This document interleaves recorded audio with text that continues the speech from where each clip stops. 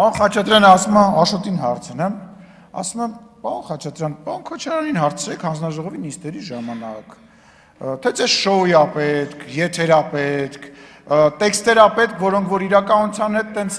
հպման տրամաբանությամբ անցնում է եւ այլն, կամ Դոնթի բանաձևից եք խոսում պաշտոնին չընտրելու մասին։ Է դուք մոռացել եք, որ Իշխան Սաղաթելյանին մենք ենք ընտրել փոխնախագահ, որ ընդդիմությունը չէր ընտրում, մի ընդհատեք։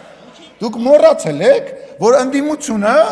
ժողովուրդ հիշում եք, ընդդիմությունը իր տեխնացուին երկու անգամ չէր ընտրում, մենք ենք քվեարկել, որ իրենց հասանելի բանը պաշտոնին Իշխան Սաղաթելյանը ընտրվի, մոռացել եք այդ ամեն ինչը։ Այո, ընդդիմությունը, չգիտեմ ձեզնից ով փակ է քվեարկությունը եղել, քննարկեք, դուք երկու խմբակցությունով իրար ասում են, պաչիկով եք բարև տալիս դալիճի ներսում, քննարկեք, ասեք, բայց ով չքվեարկեց մեր սիրելի Իշխան Սաղաթելյանին երկու անգամ որ չընտրվավ։ Նենց որ մեր վրա մի մատնացույց արես, դուք ճուկ չեք ընտրել։